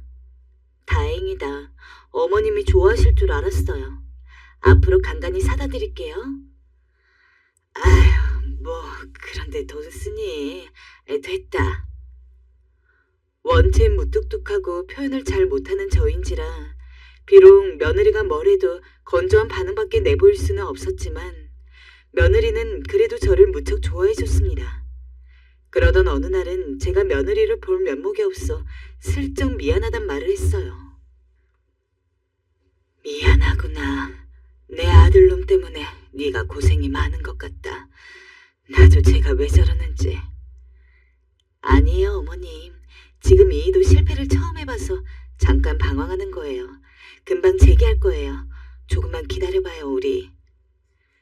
며느리의 믿음 덕분인지 아들은 서서히 술을 끊기 시작했어요. 죄송해요, 어머니. 다시 시작해볼게요. 술도 안 먹을 거예요, 이제. 아들은 그렇게 술을 끊고 다시 일만 열심히 하기 시작했어요. 저는 내심 아들이 정신을 차린 만큼 빨리 자기가 벌려놓은 짓을 모두 해결해서 좀 마음 편히 살 수 있기를 바랐지만, 아들은 그 어릴 적에는 수재의 영재 소리 듣고 대학도 좋은 곳 나오고 취직도 좋은 곳에 할 만큼 머리가 좋았지만 사업이랑은 영 연이 없는 모양이었어요. 한 달, 두 달, 세 달, 몇 달이 지나도 상황은 좋아질 기미가 안 보여 차마 제 앞에서 내색을 하려고 하진 않았지만, 가끔씩 본인도 모르는 한숨을 쉬는 것을 보아서 아무리 봐도 지금 상황이 나아지려면 한참 걸릴 것 같더라고요. 그러던 며느리가 어느 날 저랑 식사를 하다가 대뜸 이런 이야기를 했습니다. 어머님, 저 다음 달부터 작은 칼국수집을 하나 열려고요. 어? 칼국수집을 말이니? 며느리는 원래 전업주부로서 있다가 아들이 사업을 망하고 나서 작은 회사 사무보조로 일을 하고 있었는데, 한참 일 잘하다가 갑자기 칼국수집을 연다길래 뭔가 싶었죠. 들어보니까 본인 친정 쪽에서 약간 지원을 해주는 것 같았습니다. 사무보조로 일해도 들어오는 돈이 많지도 않고, 그래도 칼국수집을 하면 진성 씨를 도와서 좀 더 빨리 재개할 수 있을 것 같아요. 음식점이 만만치 않을 텐데, 나도 식당 일을 오래 해봐서 알지만 운영하는 게 힘들단다. 네, 알고 있어요. 그래도 뭐 어쩔 수 없죠. 한번 잘 해보려고요. 며느리는 참 생활력이 강한 아이였습니다. 솔직히 본인은 잘못한 거 하나 없는 상황에서 자기 남편이 잘못한 것 때문에 본인까지 덩달아 고생하고 있는 거였는데 전혀 그런 티 하나 내지 않았죠. 그러더니 며느리는 저한테 말한 대로 딱 한 달 뒤에 작은 칼국수집을 열었습니다. 요새 워낙 음식점 하는 사람들이 많다 보니까 칼국수집을 해도 얼마나 장사가 잘 되려나 걱정을 하기는 했는데 며느리가 의외로 솜씨가 꽤 괜찮나 보더라고요. 며느리가 차려주는 식사를 먹기는 했지만 그렇다고 해서 특별히 엄청 맛있다거나 장사해도 되겠다는 생각을 해본 적이 없었는데 대충 들어보니까 동네에서 조미료 크게 안 쓰고 맛도 좋고 양도 많고 건강에도 좋다는 소문이 좀 퍼진 모양이었습니다. 그 뒤에 한번 며느리가 와보라고 해서 칼국수를 맛보러 갔었는데 확실히 손맛이 괜찮더라고요. 게다가 처음에는 그렇게 동네에서 소문이 나서 동네 맛집으로 인기가 있다가 나중에는 그 소문이 꽤 여러 지역으로 퍼졌는지 멀리서 온 손님까지 맞이하고 그러느라 며느리는 정말 눈꽃을 새 없이 바빴습니다. 아침 일찍 가게를 열어서는 밤늦게 들어오고는 했죠. 그 정도로 바쁘면 사람을 쓰지 왜 그렇게 미련하게 혼자서 다 하려고 그래? 고생하는 게 안 되어 보이는구나. 얼굴이 너무 피곤해 보인다. 아니에요. 제 가게이니까 사장이 좀 나와 있는 게 좋아요. 그래야 직원들 관리도 되고요. 걱정하지 말고 쉬세요, 어머님. 며느리는 고집을 버리지 않았죠. 제 가게도 아니고 며느리 가게에서 며느리가 그렇게 하겠다는데 제가 더 뭐라고 하겠습니까? 그리고 확실히 그때의 며느리 선택이 맞았는지 며느리는 거의 10년 사이에 가게 확장을 2번이나 했습니다. 처음에 갔을 때는 딱 동네 가게에 걸맞는 작은 크기였는데 이제는 직원도 10명을 넘게 두고 분점과 관련된 문의까지 있을 정도였죠. 하지만 며느리는 분점을 내고 싶어 하지 않았습니다. 저는 분점을 내면 더 돈 많이 버는 게 확실한데 왜 그러냐고 타박을 하기도 했지만 저도 몸이 하나인데 분점까지 가서 전부 일할 수는 없잖아요. 물론 어머님 말씀대로 분점을 내면 돈은 많이 벌겠지만 그래도 제가 신경 쓰지 못하는 부분이 많아지다 보니까 칼국수 맛이 떨어질 수도 있고 그러면 오히려 장기적으로 더 안 좋을 수 있을 거라고 생각을 하거든요. 라고 했습니다. 현명한 며느리였죠. 물론 저는 분점을 내는 게 맞다고 생각했지만 제가 더 강하게 이야기할 수 없는 이유가 있었습니다. 바로 아들이었어요. 아들은 며느리가 칼국수집이 대박나서 가게도 확장하고 이래저래 바쁜 시기에 며느리 돈을 타서는 또 사업을 어떻게든 살려보겠다고 몇 번 용을 썼어요. 사업을 확장하려면 돈이 필요해. 당신이 꼭 분점을 내야 해. 그게 내가 잘 되는 길이야. 아들은 참 제 아들이지만 며느리에게 뻔뻔스러웠어요. 이미 늘 바쁘게 일하는 며느리에게 더 열심히 하라고 하질 않나, 돈을 더 많이 벌어야 한다고 하질 않나. 듣기에 민망스럽게 그지없었습니다. 아들이 며느리에게 살갑게 대해줄 땐 돈을 줄 때뿐이었어요. 그 외엔 늘 예민해 있었고 신경질적이었죠. 엄마, 청소 안 했어요? 내가 방 청소 부탁드렸잖아요. 오늘 꼭 좀 해주세요. 제가 좀 바빠서요. 당신도 내 밥 앞으로 신경 써서 차려봐. 매일 반찬이 이게 뭐야? 내가 어제 분명 고기로 해달라 말했잖아. 일하는 남편한테 풀떼기만 먹으라는 거야, 뭐야? 어렸을 때야 엄마 거리며 절 따르던 아들이지만 흔히 이제는 제게 이거 해달라 저거 해달라 요구만 많아지더군요. 저는 그런 아들의 요구에 군말 없이 다 따라줬습니다. 그게 아들을 위한 길이라면 지금껏 그래왔듯 못할 게 없다고 생각했고 아들의 피곤한 얼굴이 안쓰러웠으니까요. 며느리 역시 저와 같았어요. 며느리도 한두 번 망했으면 그 뒤로는 본인이 칼같이 잘라서 돈 빌리지 않게 했어야 되는데 제 큰아들을 믿어도 너무 믿는지 정말 돈을 달라고 할 때마다 별다른 이야기도 없이 알았다고 얼마 필요하냐고 하며 주더라고요. 물론 칼국수집이 성공해 여유가 있었기에 그랬다고는 생각을 합니다. 하지만 결국에 며느리는 큰아들한테 돈을 빌려주다가 자기가 모아둔 돈까지 다 까먹은 적도 많았습니다.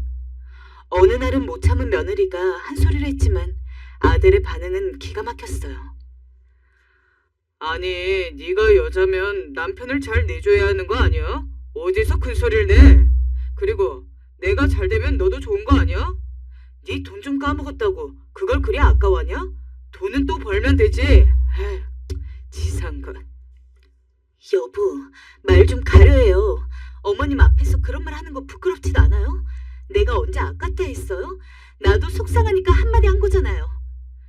됐어. 나가. 듣기 싫으니까. 엄마도 나가요. 아들이 이럴 때마다 제가 다 옆에서 미칠 것 같았어요. 애들의 싸움을 말릴 수도 없었고 화가 났을 때 아들이 제 말을 들을 리도 없었고요. 답답할 노릇이었죠. 그래도 제가 한번 화를 내면 아들이 듣는 신용을 하긴 했어요. 얘야, 고만 못하냐? 대체 네 아내를 뭘로 보는 거야? 몇 빠지게 일해서 너 사업할 돈 마련해주고 생색 한 번 안 냈던 애다. 네가 술 마시고 돌아다녔을 때도 나한테는 언젠가 잘 될 거니 기다리자고 먼저 말해주던 애야. 그런 애한테 꼭 그리 말했어 했니? 내가 널 어떻게 키웠는데 그따위 말밖에 못하는 거야. 네 엄마조차 아들 집에서 이러고 살면서도 불만 한 번 없이 살고 있다. 근데 왜 아들 너만 힘들다고 주변 사람들에게 징징대고 화풀이하는 게야? 알겠어요, 엄마. 아내한테 잘할게요. 그만하세요. 그렇게 부부싸움이 끝나곤 했어요. 제가 화를 내는 식으로 중재를 하면서요. 며느리는 그러면 저에게 고마워하다가 혼자 슬쩍 나가 눈물을 흘리고 오곤 했습니다. 제게 내색하려 하지 않았지만 돌아오는 며느리 얼굴을 보면 눈가가 이미 퉁퉁 부어 있었죠. 그러면 제 아들놈 때문에 저러는 게 안쓰러워 저도 한숨을 푹 쉬며 잠에 들곤 했습니다. 그러던 어느 날은 언젠가 며느리 모르게 혼을 낸 적이 있었어요. 진성아, 이제 너도 정신 차리고 얼른 취직을 해라. 언제까지 며느리한테 얹혀 살 거니? 너 학벌도 좋겠다, 머리도 똑똑하겠다. 어디든 갈 수 있을 거다. 대기업도 들어갔잖니.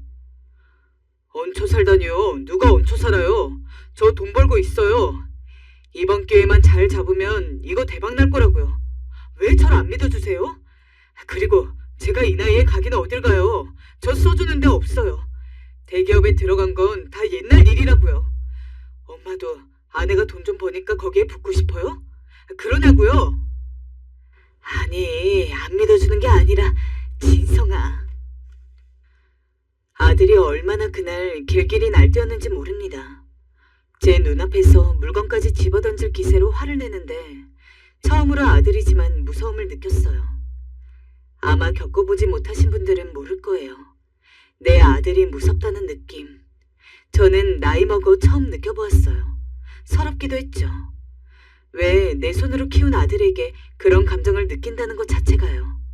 아무튼 이미 자기 사업을 하는 맛에 빠져버린 아들이 제 말을 들을 리 없었고 그런 아들을 두고 있는 상황에서 제가 어떻게 며느리한테 감나라 배나라 하겠습니까? 물론 문제는 그뿐만이 아니었습니다. 참 제 배 아파서 낳은 아들이지만 이해 못할 놈이 제 큰아들인 것 같아요. 솔직히 제가 큰아들이었다면 며느리 눈치가 보여서 계속 쥐죽은 듯이 조용히 살았을 것 같거든요. 근데 큰아들은 지가 뭐가 잘났다고 며느리가 그렇게 뼈 빠지게 일하느라 힘든 와중에 술집을 다니면서 여자 문제로 속을 썩였습니다. 꼬리가 길면 언젠가는 다 밟힌다고 아들놈이 숨길 생각도 안 하고 바깥으로 싸돌아다니다가 하필이면 제가 알게 된 거였습니다. 어느 날 아들의 옷을 빨려고 보는데 여자 향수 냄새가 짙게 나는 거예요. 이상해서 냄새를 맡다가 주머니에서 술집 영수증을 보게 되었어요. 이놈이 설마... 심장이 다 두근거리더라고요. 이게 진짜면 며느리 얼굴을 어떻게 봐야 하나 싶고요. 그래서 설마 하는 마음으로 핸드폰을 보았는데 연락처에 이미 모르는 여자 이름이 수두룩하더라고요. 그날 전 조용히 아들을 방으로 불렀어요.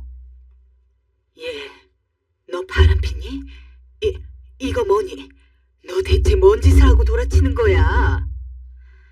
아, 엄마. 그냥 거래처 사람들이랑 놀러 간 거예요. 신경 쓰지 마요. 이게 신경 안 쓸 일이니? 너 이거 수진이가 알면 어쩌려 그러니? 저번에 보니까 여자애한테 전화까지 걸려오던데. 엄마가 그 전화를 받았어요? 그럼 계속 울리는데 봤지? 받아보니까 웬 젊은 애더만. 너 그 나이 어린 애랑 대체 뭘 하고 다니는 거야 이놈아? 부끄럽지도 않아? 창피하지도 않냐고. 수진이가 너한테 뭘 잘못했니? 아, 그걸 왜 엄마가 받아요? 엄마, 제발 그러지 좀 마세요. 네? 저한테도 사생활이라는 게 있다고요. 제가 분명 말씀드렸어요. 앞으로 제 주머니 뒤지고 그러지 마세요. 아시겠어요? 아들은 기세등등했어요. 바람 피는 걸 걸렸지만 너무 당당했고 그게 마치 뭔 죄냐는 듯 절 보는데 기가 막혀서 말이 안 나오더군요. 어쩜 이럴 수 있는지. 그러면서 제게 앞으로 함부로 주머니 뒤지지 말라, 사생활 침해하지 말라 하는데 어이가 없었습니다. 이 답답한 마음을 어디에다가 토로하겠습니까? 며느리한테 말할 수도 없고 그저 혼자 끙끙 앓을 수밖에 없었죠. 아들은 그 뒤로도 물 만난 고기처럼 활기를 치고 다녔어요. 어느 날은 대놓고 여자 향수 냄새를 뒤집어 쓰고 집에 오는 걸 제가 발견해서 도로 내쫓은 적도 있었습니다. 허나 어차피 들키게 될 걸 왜 그 고생을 한 건지. 어느 날 드디어 며느리가 알게 되었어요. 당신 미쳤어요? 정말 어쩌려고 이래요? 진짜 끝까지 가려 하는 거야? 야, 바깥일 하다 보면 그럴 수도 있지. 뭘 이런 거 가지고 날뛰어. 그냥 한두 번 만난 애야. 기가 막혀. 한두 번 만나네? 한두 번 만난 애와 여관 가고 사랑한다 말하고 그래요? 나 당신 휴대폰 다 봤어요. 어떻게 나한테 이럴 수가 있어? 아이씨, 진짜 더럽게 짹짹거리네. 네가 이러니까 내가 바람피지. 적당히 해라, 어? 며느리는 눈물이 마를 새도 없이 계속 울면서 아들한테 뭐라 하는데 아들은 반성의 기미는 보이지 않고 되려 큰 소리를 내고 있었어요. 남자가 그럴 수도 있지 뭐 이리 예민하게 구냐는 둥, 이혼하고 싶으면 하자는 둥. 그 소리를 옆에서 듣고 있는데 정신이 아득해져 오더군요. 그리고 저도 모르게 손을 올리고 말았습니다. 엄마. 너 이놈 자식아, 너나 그만해. 아들은 당황한 기색이 역력했고 며느리도 놀란 토끼 눈이 되었어요. 그때까지도 전 분노가 삭혀지지 않았어요. 며느리에게 되바라지게 구는 것도 못 볼 꼴이었지만 그간 아들에게 느낀 화와 실망도 너무 컸던 것 같아요. 아들이 잠시 말을 못하고 어버바하는 사이 전 그 길로 잠시 바람을 쐬러 나갔어요. 그런데 바깥바람을 맞자마자 순간 눈물이 왈칵 터지고 말았습니다. 왜 눈물이 났을까요? 저도 모르게 눈물이 터졌는데 멈춰지질 않더라고요. 그때 며느리가 절 찾으러 나왔고 와서는 꼭 껴안아 주더군요. 어머님, 괜찮으세요? 나야 괜찮지. 그럼 넌 괜찮니? 미안하다. 아니에요, 어머님. 울지 마세요. 오히려 절 위로해주는 며느리 덕에 그날은 눈물을 멈출 수 있었어요. 아들이 변했냐고요? 아들은 그 뒤에도 망나니 짓을 계속했어요. 솔직히 어미로서 다 큰 아들놈에게 제가 뭐라고 하는 것도 한두 번이지. 이렇게 온갖 문제로 사고를 치는데 참. 다 큰 아들한테 매번 이런 문제로 혼을 낼 수도 없는 일이고 며느리도 그것 때문에 속 썩으면서 아들이랑 자주 싸우게 되었어요. 전 대놓고 나서지 못했어요. 지금 생각해보면 며느리가 똑 부러지는 구석이 있다는 걸 알아서 그걸 믿고 있었던 것 같아요. 굳이 제가 나서지 않아도 며느리가 알아서 다 해결할 거라고. 그런데 하루는 며느리가 베란다에서 아들과 싸운 뒤 흐느끼고 있더라고요. 못 본 척 지나가려 했지만 왠지 죄책감이 들었습니다. 그 못난 아들을 제 뱃속으로 낳았으니까요. 얘야, 내가 미안하다. 정말 미안해. 내가 저놈을 잘못 키운 것 같아. 다 내 잘못이야. 나를 원망하거라. 늘 착하고 바르기만 한 너한테 이게 무슨 벌인지. 참, 미안하다 정말. 아니에요, 어머님. 어머니가 무슨 잘못이 있으세요. 남편도 다시 안 그런다고 하니 믿어봐야죠. 어머님, 걱정 끼쳐드려서 죄송해요. 이런 며느리가 또 있을까요? 오히려 저를 위로하는 며느리를 보고 전 더 이상 아무 말도 할 수 없었습니다. 그리고 한동안은 조용한 날들이 이어졌습니다. 그런데 올봄에 일이 터졌습니다. 저는 여전히 큰아들 집에서 며느리 돈으로 먹고 살고 있었고 큰아들도 이제 더 이상 사업 관련해서 이야기는 안 하고 있었지만 역시나 며느리가 벌어오는 돈으로 집에서 놀고 먹는 중이었습니다. 큰아들네 집에서 오래 살다 보니까 그 동네 또래 할망구들이랑 조금 친해져서 자주 만나고 그랬는데 그 동네 친구들이 돈 모아서 제주도에 놀러 가자고 하더라고요. 마침 저도 제대로 밖에 나가본 지가 손에 꼽았는데 제주도 이야기를 들으니까 바로 가고 싶더라고요. 근데 제가 뭐 나이 먹어서 일을 하고 있는 것도 아니고 돈이 없잖아요. 그래서 그냥 별 생각 없이 며느리에게 이야기했습니다. 평소에도 돈 필요할 때 며느리한테 말했으니까요. 이번에 동네에서 알게 된 할망구들이 같이 제주도 좀 가자는데 네가 비행기표 좀 끊어주라. 평소 며느리는 제가 뭘 부탁하던 늘 웃는 얼굴로 알겠어요 어머님 하면서 다 들어주는 성격이었습니다. 그런데 제가 제주도를 보내달라고 하는데 며느리가 그날은 냉랭한 얼굴로 쌩하고 지나가더라고요. 솔직히 기분이 영 좋지는 않았지만 그래도 무슨 사정이 있겠거니 싶어서 이번에는 아들에게 이야기를 했습니다. 엄마, 제가 돈이 있을 것 같아요. 애엄마한테 말하세요. 하지만 아들한테 이야기해도 별 수는 없었죠. 그래서 저는 대충 며느리 기분이 풀렸을 거라고 생각이 들 때 슬쩍 가서 다시 한번 이야기를 꺼냈습니다. 제주도에 꼭 가고 싶은데 돈이 없다. 아들 녀석한테 이야기했더니 너한테 이야기하라고 하지 않느냐. 내가 찾아봤더니 요새 비행기표 얼마 안 하니까 그것만 좀 끊어줘라 라고요. 근데 가만히 제 이야기를 듣고 있던 며느리가 갑자기 제 앞에서 눈물을 뚝뚝 흘렸습니다. 아니, 너 왜 그러니 갑자기? 제가 얼마나 놀랐겠습니까? 당황스러워서 휴지 하나 건네지 못하고 며느리가 눈물을 흘리는 꼴을 계속 보고 있었습니다. 그랬더니 얼마 지나지 않아서 자기 옷소매로 눈물을 뻑뻑 닦았던 며느리가 여전히 울음기가 가시지 않는 얼굴로 저에게 소리를 쳤습니다. 어머님, 정말 해도 해도 너무하시네요. 어머님, 저희 집에서 산 이후로 지금껏 10년 동안 용돈 안 드린 적 있어요? 이쯤 되면 식당 와서 한 번이라도 좋으니 일손도 거들어주고 해야 하는 거 아닌가요? 지금 가게도 힘든데 어머니만 팔자 좋게 여행이라뇨. 솔직히 어머님, 10년 동안 밥만 축 내시고 한 번이라도 제 일 도와줘 보셨어요? 어머님의 아들을 저렇게 망나니로 키웠으면 제발 눈치 좀 있으세요. 며느리 가게가 잘 되고 있기는 했지만 예전처럼 장사가 잘 안 된다고 고민하고 있는 건 알고 있었습니다. 하지만 그래도 매일같이 꾸준히 가게 나가서 일을 하고 늦게까지 들어오길래 그냥 말만 그렇게 하는 거고 실제로는 그렇게까지 큰 타격이 없을 거라고 저는 생각을 하고 있었습니다. 저한테 주는 용돈이 변하지도 않았고 며느리가 집에 와서 하는 행동을 보면 그렇게 고민이 있는 사람인 것 같지가 않았거든요. 그래서 저도 조금 편하게 제주도에 대해서 얘기를 꺼냈던 건데 설마 며느리가 그렇게까지 눈물을 흘리며 저한테 뭐라고 할 줄은 몰랐습니다. 평생 화내는 꼴을 못 봤던 며느리인데 저한테 이렇게까지 분노를 내보일 줄은. 그날 이후 저는 큰 충격을 먹고 식음을 전폐하다 방에 누워서 안 나왔습니다. 제가 나이를 한두 살 먹은 것도 아니고 다 늙어서는 너무 서럽더라고요. 이게 돈 없고 능력 없는 아들 둔 서름인가 싶고 그렇다고 성질대로 집을 나가자니 갈 곳도 없다는 게 큰 문제였습니다. 지금껏 이렇게까지 제 자신이 한심했던 적이 없는데 며느리 큰 소리에 아무 말도 못하고 기껏해야 이렇게 방에 틀어박혀서 시위나 하는 것이 제가 할 수 있는 유일한 일이란 게 그 어느 때보다도 화가 나고 스스로가 한심하더라고요.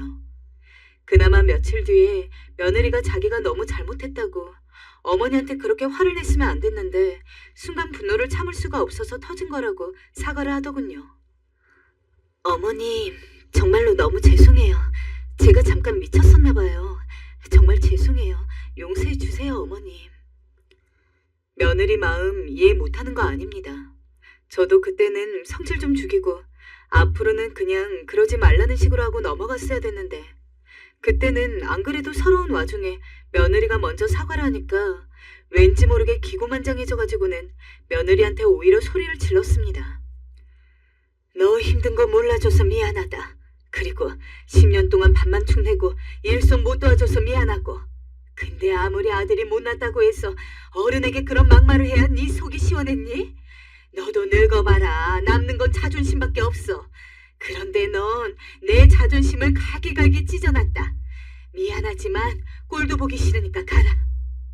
며느리는 몇 번 더 저에게 사과를 하려고 했지만 저는 받아주지 않았습니다. 그때 정말 며느리한테 나쁜 말 많이 했어요. 네가 지금 가게 조금 잘 된다고 해서 다 늙은 시어머니한테 유세를 부리냐. 아무리 화가 나도 그렇지 그냥 안 되면 안 된다고 하면 될 것을 뭘 잘났다고 그렇게 따박따박 소리를 지르느냐. 그 뒤에도 한 번 정도 며느리가 또 찾아왔었는데 제가 그때도 일부러 모른 척하면서 며느리를 받아주지 않았어요. 지금 생각해보면 그때라도 받아줬어야 했는데 그 이후로 냉전 아닌 냉전이 2달째 이어졌습니다. 저도 성질을 좀 누그러뜨리고 시간이 지나니까 도대체 며느리가 이 긴 시간 동안 혼자서 제 아들은 물론 저까지 함께 보살피면서 얼마나 고생했을지가 조금 마음 깊이 느껴지더라고요. 그러고 나니까 그때 며느리가 울면서 사과하려고 찾아왔을 때 냉정하게 막말하며 화를 낸 제 자신이 너무 후회가 됐습니다. 저도 며느리가 고생하고 있는 걸 몰랐던 게 전혀 아니었거든요. 근데 며느리가 평소 힘든 것도 얘기 한 번 안 하고 스스로 잘 이겨나가니까 자연스럽게 며느리는 뭐든지 혼자서도 잘하는 그런 애이고 굳이 제가 뭘 챙겨주지 않아도 괜찮을 거라는 생각을 은연중에 했던 것 같아요. 그래서 제가 용기를 내어 어느 날 먼저 며느리 방문을 두드렸습니다. 며느리가 평소 좋아하는 말린 곶감을 들고서요. 수진아, 나다. 문 좀 열어줄 수 있겠니? 들어오세요. 그냥 내게 좀 사과를 하고 싶어서 왔단다. 네? 어머니가 왜? 그간 많이 반성했단다. 돌이켜 생각해보면 내 아들 때문에 네가 고생이 좀 많았니? 정말 안 해도 될 고생을 그리 많이 했는데 네 말 한마디에 내가 삐지고 토라진 게 참으로 속이 좁았던 것 같구나. 정말 내가 전에 말한 대로 늙으면 자존심만 남아서 괜히 내가 너한테 더 뻗대고 그랬던 것 같다. 그간 내가 너무 무심했어. 네가 그리 식당에서 고생하는 줄도 모르고 무뚝뚝하게 굴기만 했어. 지금이라도 날 좀 받아줄 수 없겠니? 어머님. 그런데 순간 제 말이 끝나자마자 며느리는 눈물을 왈칵 터뜨렸고 저를 꼭 껴안았어요. 어머님, 그 말이 듣고 싶었어요. 저한테 먼저 손 내밀어 주셔서 감사합니다. 며느리 말을 듣는데 제가 왜 눈물이 나는지 저도 그만 울면서 며느리를 품에 안았어요. 지금까지 며느리가 그저 건강하고 강한 아이라고만 생각하고 있었는데 막상 아느니 자꾸 말랐더군요. 아마도 제 아들놈 때문에 고생하느라 그리 된 거였겠죠. 또 무심했던 저 때문이기도 하고요. 다행히 그날 이후 저와 며느린 전보다 더할 나위 없이 가까운 사이가 되었습니다. 저는 가끔 나가 며느리 식당 일을 도와주기도 하고요. 며느린 힘들다고 돌아가시라고 손살을 치기도 하지만 그래도 며느리 얼굴 보러 나온 셈 치고 계산대에 앉아있답니다. 며느리 마음을 알고 나니 오히려 더 돈독해졌으니 참으로 다행이죠. 그리고 아들놈 사업은 요즘 조금씩 풀리고 있답니다. 그래서인지 바깥으로 도는 횟수도 좀 줄어들었네요. 다행이죠. 전 앞으로 마지막 남은 날까지 제 딸 같은 며느리 잘 보살피고 귀하게 여겨주다 가려 합니다. 며느라, 사랑하고 또 사랑한다.